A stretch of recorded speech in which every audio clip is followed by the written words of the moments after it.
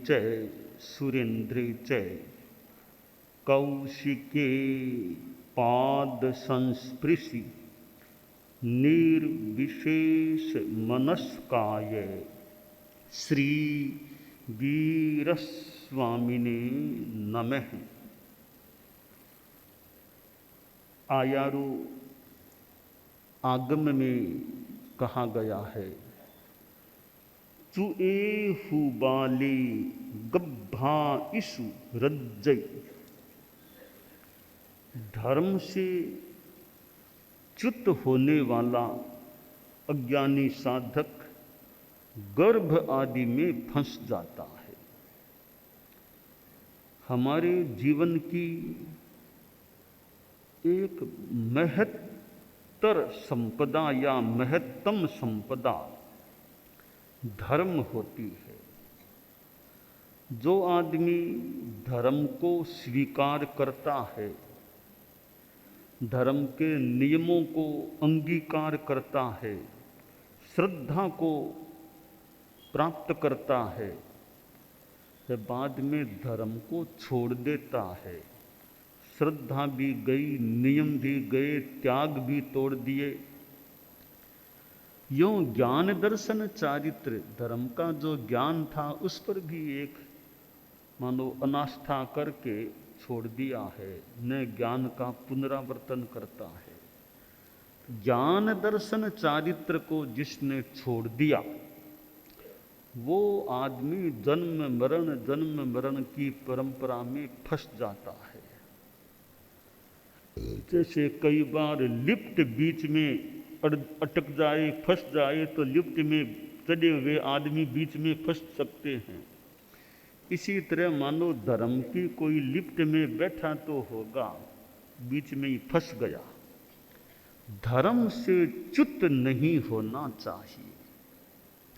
जैसे कोई त्याग नियम संकल्प लिए हैं और देव गुरु धर्म के प्रति आस्था को स्वीकार किया है, अहिंसा सत्य आदि को जितनी सीमा में नियम रूप में स्वीकार किया है, तो देव गुरु धर्म ये श्रद्धा भी ली, नियम त्याग भी लिए, और जीवन में कोई स्थिति आई का मैं तो धर्म को छोड़ता हूँ, अब मेरे साथ धर्म का कोई रिश्ता नहीं है, यानी धर्म से गिर गया, च्युत हो गया। ऐसा आदमी आगे जन्म मरण की परंपरा में फंस सकता है। जन्म मरण का क्रम चलता है। ठीक है, कभी न कभी मोक्ष हो जाए, तो लंबे काल तक जन्म मरण की परंपरा में उसे यात्रायित होते रहना पड़ सकता है। तो चुए हु बाले, जो अज्ञानी आदमी धर्म से च्युत हो गया, अब किसी को चिंतामणि रत्न मिला, बहुत महत्वपूर्ण चीज है, भले भौतिक दृष्टि से हो, पर आदमी उसको फेंक देता है। कांच का टुकड़ा उठा करके अपने थैले में एक जेब में रख लेता है, तो कहाँ चिंतामणि रत्न और कहाँ कांच का टुकड़ा। आदमी कल्प वृक्ष घर में उगा हुआ था, उसको उखाड़ करके धतूरे का पौधा प्राप्त करता है, धतूरे को बोता है, तो कैसा अज्ञानी आदमी है। बढ़िया हाथी घर में था, उसको तो बेच दिया और गधे खरीद लिए। वह भी कैसा आदमी है कि गधों को खरीदने से क्या लाभ दिखाई दिया, हाथी को क्यों बेचा है। तो ये चीजें अज्ञानता वाली हो सकती है। इसी प्रकार जो धर्म को स्वीकार करके धर्म को छोड़ देता है, वह आदमी भी नादान होता है। अब दीक्षा लेना तो कितना धर्म को स्वीकार करना होता है। महाव्रतों को ले लेना, सर्व सावध्य योग विरति रूप चारित्र को स्वीकार कर लेना, कितना बड़ा धर्म का ग्रहण होता है। तो ऐसा धर्म हमेशा जीवन भर बना रहे।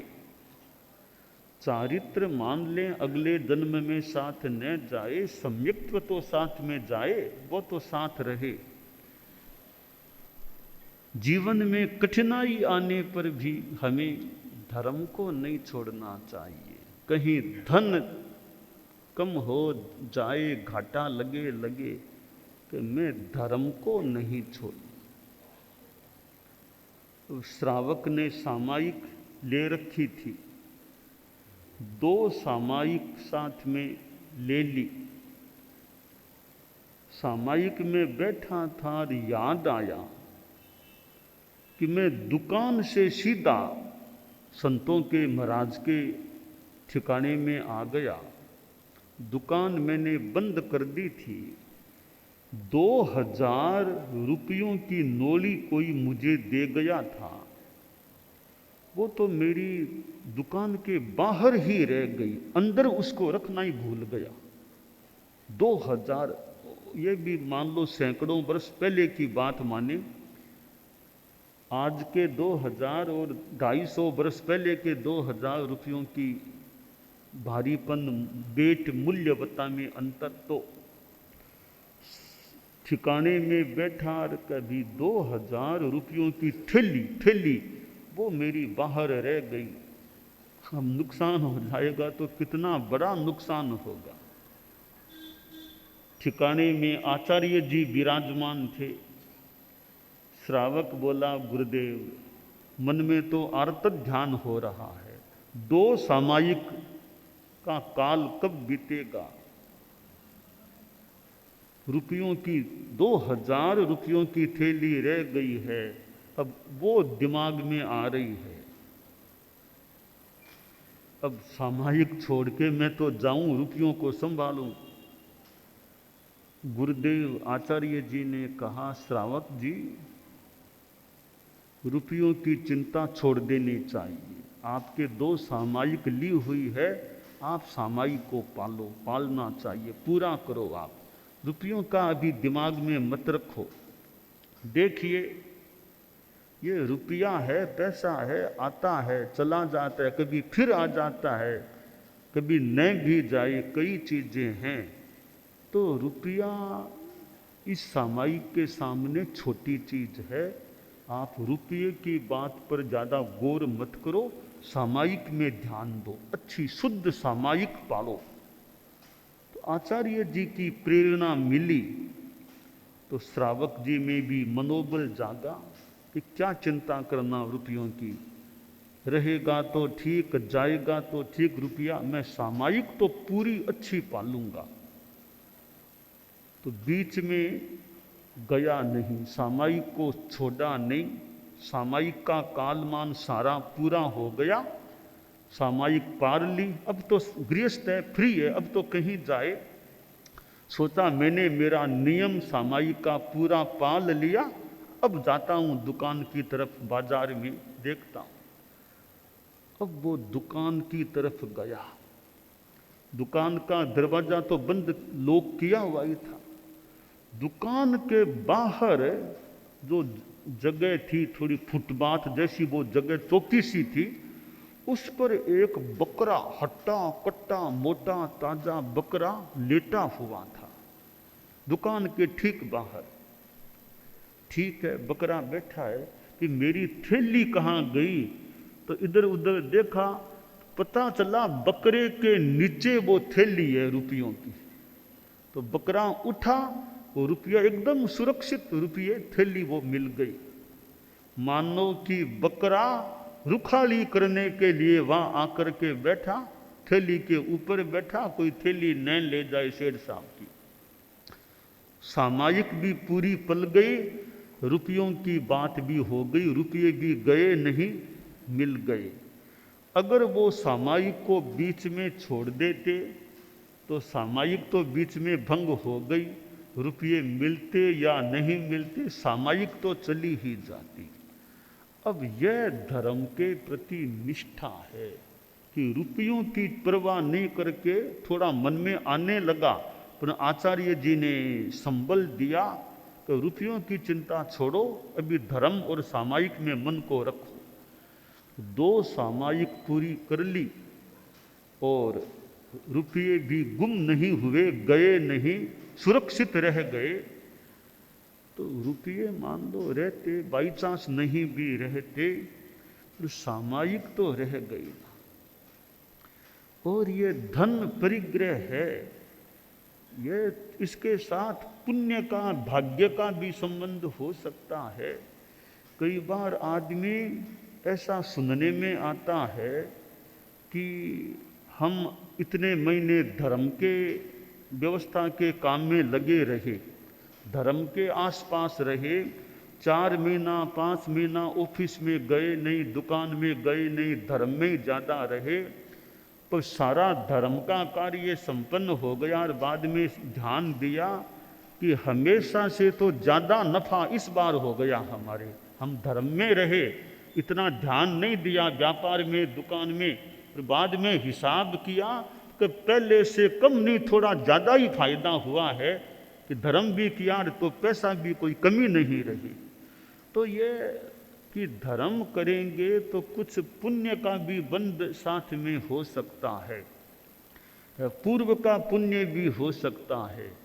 तो कई बार आदमी अच्छे काम में टाइम लगाता है तो वो बाह्य जो धन आदि का भी कई बार इतना नुकसान नहीं होता, कहीं कहीं ज़्यादा लाभ भी कोई हो जाए तो हो जाए। फिर भी ये धन की तो छोटी बात है, परिग्रह धन तो मिले न मिले, मान लो कम भी रह जाए ज़्यादा हो जाए, पर धर्म हो गया हो वो एक बड़ी बात होती है।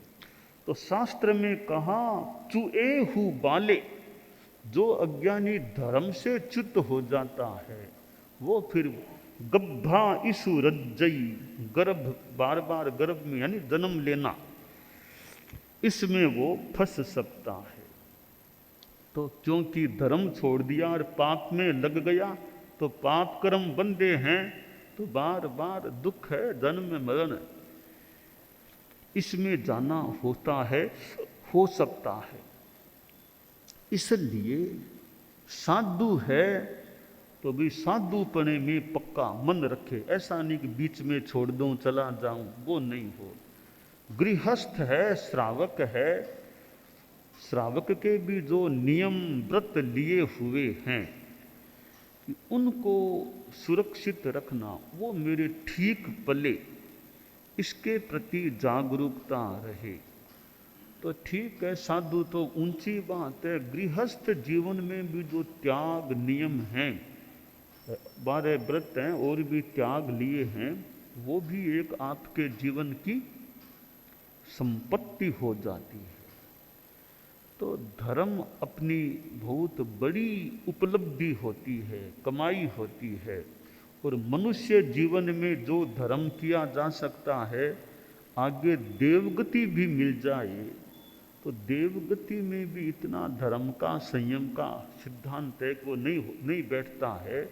तो मनुष्य गति में त्याग, नियम, धर्म, श्रद्धा, आस्था, यह हो भी आत्मा के कल्याण के लिए है। अब जैसे आप लोग गृहस्थ हैं, मान लो साधु नहीं हैं, साधु नहीं हैं तो यह चिंतन रखें भी कि इतनी चीज़ तो मेरी आत्मा के लिए, ये मेरी आत्मा की चीज़ है, बाकी चीज़ें परिवार के लिए, समाज के लिए है। मान जैसे कभी जो मैं सामायिक करता हूँ वो मेरी अपनी आत्मा की संपत्ति है, धर्म की संपत्ति है। मेरे जो नियम हैं, त्याग हैं, जैसे रात में नहीं खाने का मेरा यह त्याग है, मेरे 12 व्रत श्रावक के लिए हुए हैं, और मैं उपवास आदि करता हूँ, कभी तपस्या करता हूँ, कभी पौषध करता हूँ, मेरे चोरी करने का एक सीमा तक त्याग है। इस प्रकार के जो मेरे त्याग है, सामायिक उपवास, संवर, पौषध आदि है, वो मेरी आत्मा की चीज है, आत्मा की संपत्ति है। बाकी मैं कमाई करता हूँ, वो खाता मेरा परिवार का, मेरे लिए एक सांसारिक जीवन का है। 24 घंटे हैं, इनमें से मैं शुद्ध धर्म के लिए कितना समय लगाता हूँ, बाकी समय मान लो संसार के लिए, शरीर के लिए लगता है कि 24 घंटों में आधा घंटा, घंटा, एक सामयिक जितना समय, 2 घंटा, वो जो मैं धर्म के लिए लगाता हूँ, वो मेरा आत्मा का अपना एक खजाना है, अपनी संपत्ति है। बाकी मैं दुकान में बैठता हूँ, ऑफिस में बैठता हूँ और परिवार का काम करता हूँ, ये सारे मेरे एक सांसारिक कर्तव्य या कार्य हैं। पर जो धर्म के लिए मेरा समय लगता है, धर्म के जो त्याग आदि मेरे जीवन में है, वो मेरी नैठ कमाई है, आत्मा की दृष्टि से, धर्म की दृष्टि से। अब त्याग, प्रत्याख्यान, सामायिक उपवास, वो तो धर्म हो ही गया। अब का मैं बिजनेस करता हूँ, ऑफिस में बैठता हूँ, परिवार में रहता हूँ, समाज से बात करता हूँ, काम करता हूँ, उसमें भी कितना धर्म को जोड़ सकूं, उसमें जो मेरी ईमानदारी के प्रति निष्ठा रहे, बिजनेस धंधा, उसमें भी मैं यथासंभवतया कोई धोखाधड़ी का काम नहीं करूं, किसी को ठगने का प्रयास न करूं, ठगने का विचार भी न करूं, साफ सुथरा काम में सफाई रहे। तो वो बिजनेस आदि में भी जो आपकी ऑनेस्टी है, ट्रांसपेरेंसी है, वो अच्छा संकल्प है, वो भी आपके धर्म के खाते की चीज बन सकती है। तो एक धर्म तो ये उपवास, पोसा, सामायिक 12 व्रत आदि आदि सम्यक वो हो ही गया। अब सांसारिक कार्य करने में भी जितना आपका मनोभाव अहिंसा का, ईमानदारी का वो रहता है, वो भाव भी धर्म के खाते की तरफ हो सकता है। तो आदमी को इस मनुष्य जीवन में सबसे महत्वपूर्ण बात या बहुत महत्वपूर्ण बात है, अपनी आत्मा के लिए जागरूक रहे, कुछ करता रहे कि मैं ठीक है और काम करता हूँ, गृहस्थ हूँ, समाज को भी मुझे कुछ देना है, सेवा देनी है, काम करना है, वो भी मेरे लिए अपेक्षित है या महत्वपूर्ण है, भी समाज भी मेरे से कोई अपेक्षा रखता होगा तो ठीक है, मैं समाज के लिए भी करता हूँ। या समाज के कार्यों में भी जितनी धार्मिकता है, जितनी निर्मलता है, वो अच्छी बात है।